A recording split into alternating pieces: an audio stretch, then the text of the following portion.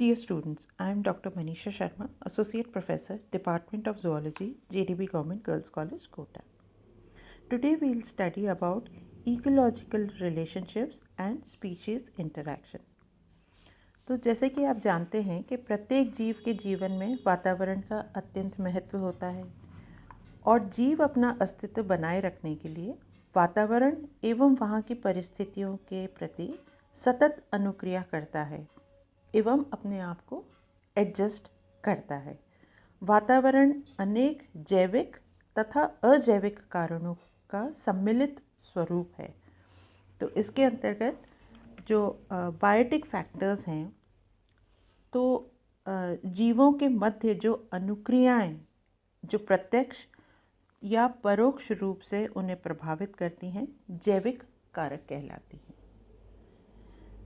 प्रत्येक जाति की सफलता में जैविक कारकों का योगदान महत्वपूर्ण होता है। So this is what we will be studying today, that is population interactions. किस प्रकार से जीवों के मध्य अनुक्रियाएं, विभिन्न प्रकार की अनुक्रियाएं होती हैं। तो population interactions are the effects organisms in a community have on one another.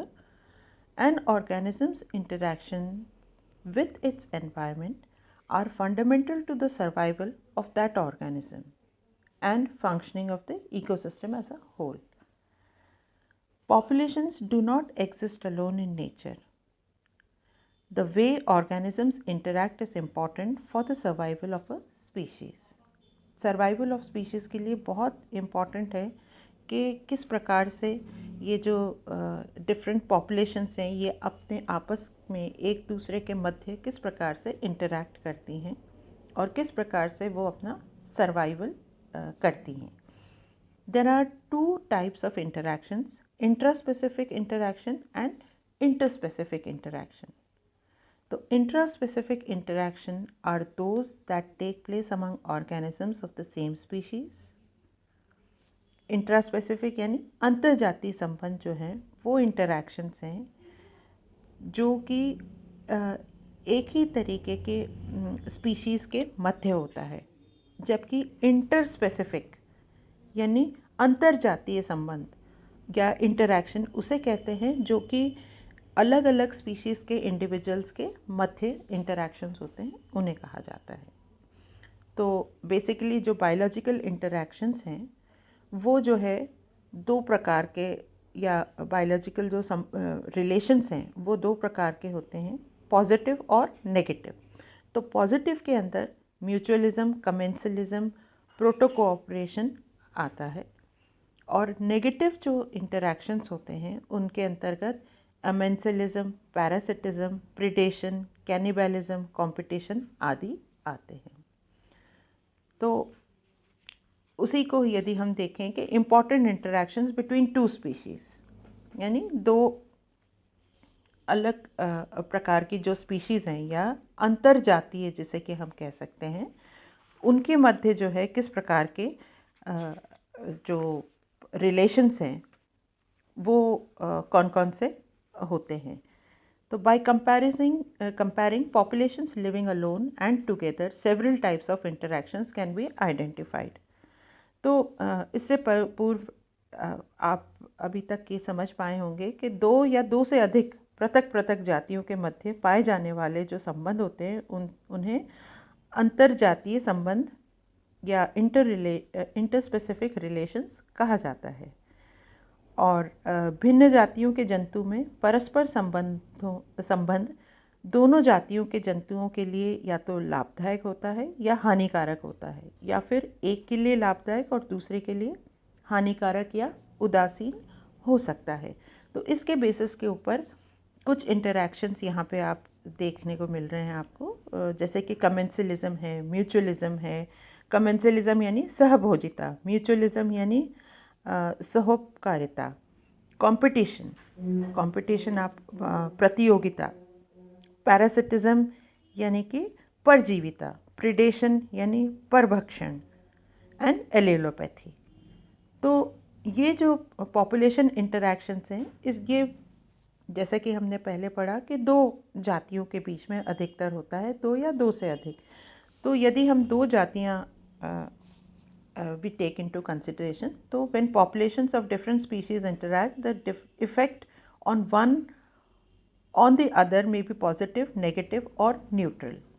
तो यदि हम दो जाति A और B दो स्पीशीज़ कंसिडर कर रहे हैं, तो म्यूचुअलिज्म के अंदर A स्पीशीज़ और B स्पीशीज़ दोनों के ऊपर पॉजिटिव इफ़ेक्ट आएगा, जबकि कंपटीशन के अंदर दोनों के ऊपर नेगेटिव इफ़ेक्ट आएगा।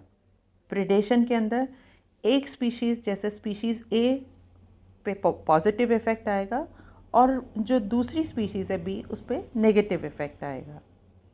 पैरासिटिज्म में भी एक स्पीशीज़ के ऊपर पॉजिटिव यानी लाभदायक होगी और दूसरी जो है वो नेगेटिव यानी कि उसको हानि पहुंचेगी।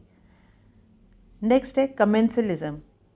एक स्पीशीज़ जो है उसके ऊपर पॉजिटिव इफ़ेक्ट आता है और दूसरी जो स्पीशीज़ है उस पर कोई फ़र्क नहीं पड़ता, वो एक न्यूट्रल या उदासीनता की स्थिति में रहती है।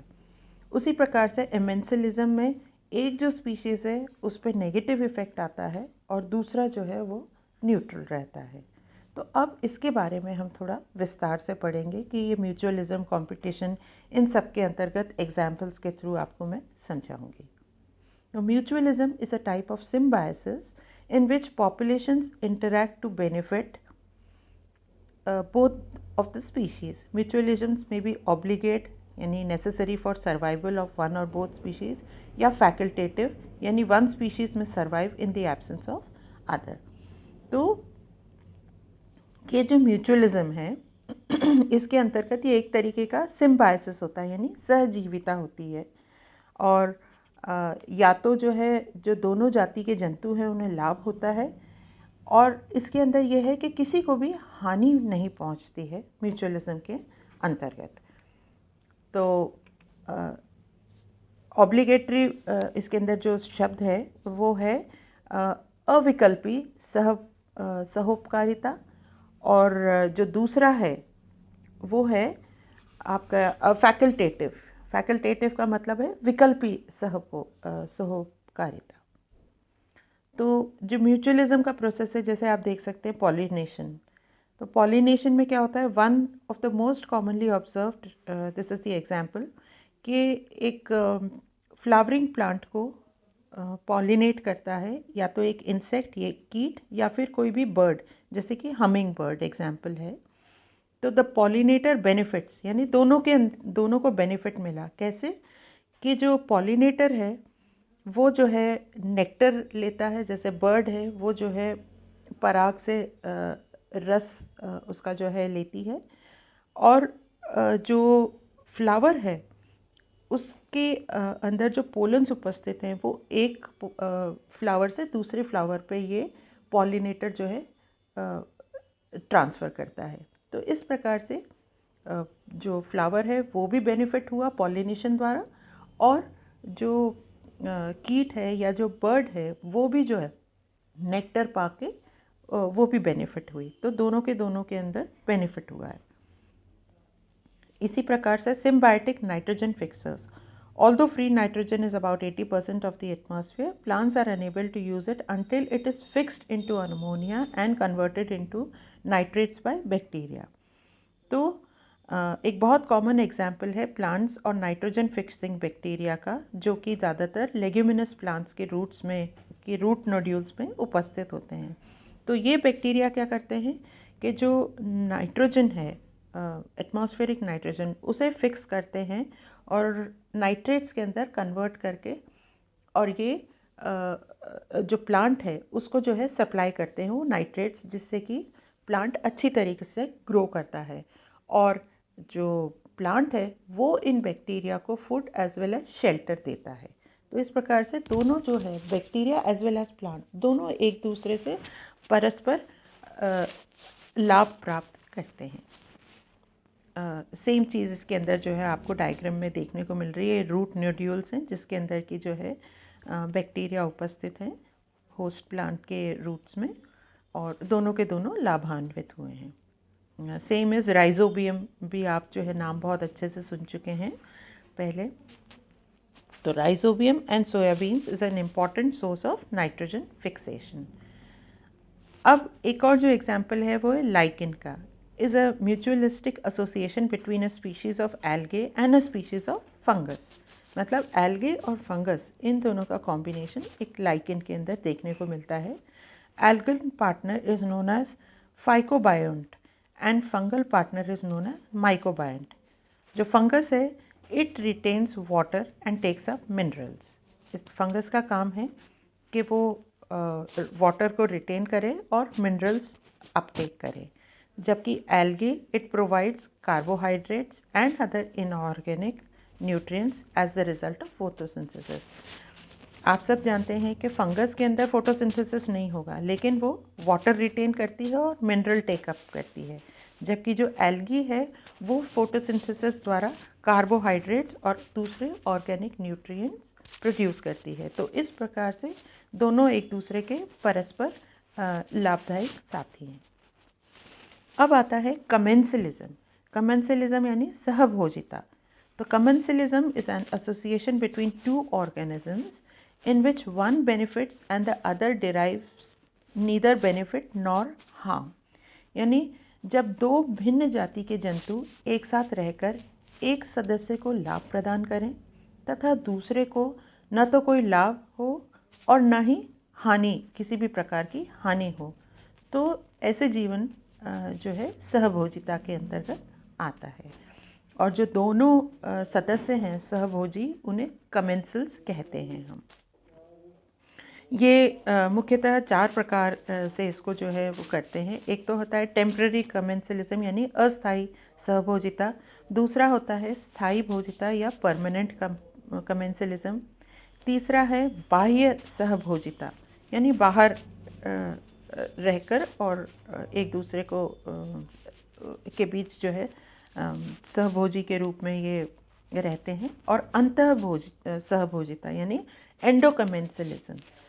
तो आप देख सकते हैं इस चित्र में कि एक्टोकमेंसलिज्म का ये जो एग्जाम्पल है कि as cattle graze on the field they cause movements that stir various insects. तो जैसे कोई पशु जो है घास चरता रहता है तो आप अधिकतर देखते हैं कि उसके ऊपर बगुले बैठे रहते हैं।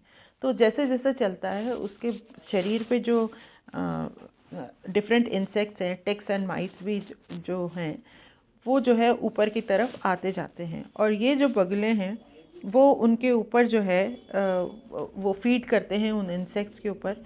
तो बगुले जो है they are I mean they find their food from that insects के ऊपर अपना भोजन उनसे जो है प्राप्त करते हैं। और जो कैटल है उन्हें कोई विशेष फ़र्क नहीं पड़ता चाहे बगुले उन इंसेक्ट्स को खाएं या ना खाएं। तो this is sort of commensalism example. दूसरा है epiphyte. An epiphyte is a plant that grows upon another plant.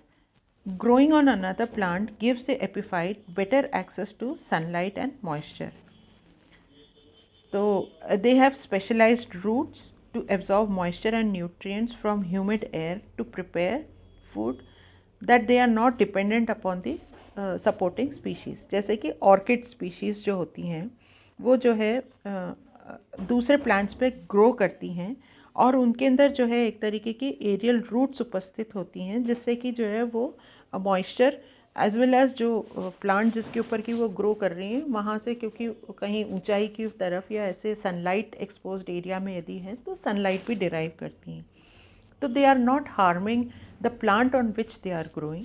कोई जिस प्लांट के ऊपर वो ग्रो कर रही है उसे किसी भी प्रकार की हानि नहीं पहुंचा रहे, लेकिन डेफिनेटली खुद लाभ उठा रहे हैं। एक तरीके से सुरक्षा भी उनको मिल रही है और दूसरा कि मॉइस्चर और सनलाइट दोनों के दोनों वो वातावरण से प्राप्त कर रहे हैं। फिर है कंपटीशन। कंपटीशन के अंदर आप देख सकते हैं कि इस एग्जाम्पल में कि एक जो है नीचे छिपकली है और एक स्नेक है और एक जो है बर्ड है, जो दोनों जो है इसको खाना चाहते हैं। तो एक तरीके का परस्पर कंपटीशन है कि कौन इसे खाएगा।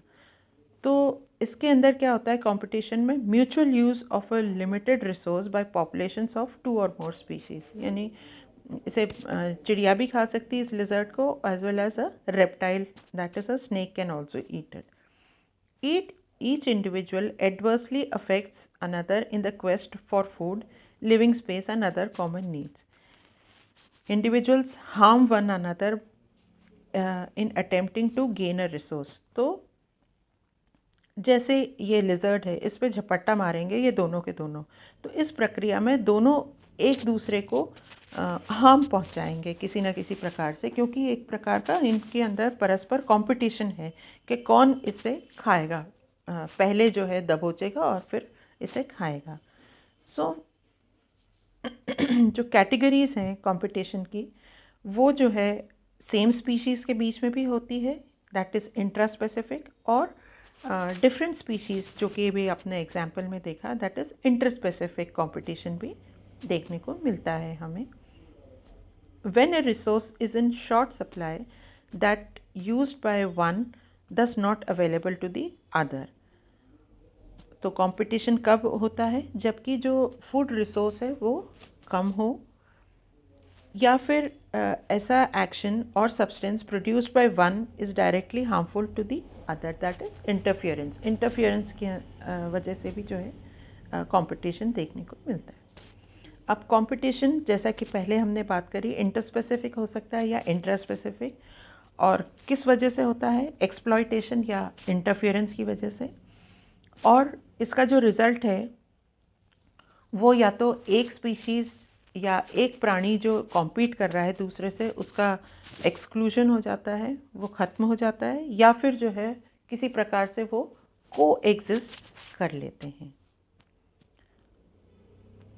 जो आउटकम्स हैं कंपटीशन के वो ये है कि वन विंस वन लूजेस, यानी कि एक तो जीतेगा और दूसरा हारेगा, या फिर दोनों ही जो है, मान लीजिए छिपकली जो है भाग गई, तो ना तो बर्ड जीती ना जो रेप्टाइल या तो स्नेक वो जीता. तो क्या हुआ कि एक तरीके का को एग्जिस्टेंस हो गया और जो प्रे था वो भाग गया. And definitely both the animals will lose, that is mutual extinction. अब आते हैं प्रीडेशन के ऊपर. तो प्रीडेशन क्या है, जिसे कि परभक्षण कहते हैं. तो जो परभक्षक है उसको तो लाभ होता है और जो परभक्षित है उसे हानि होती है. It is a kind of interaction in which one organism that is predator kills another organism for food.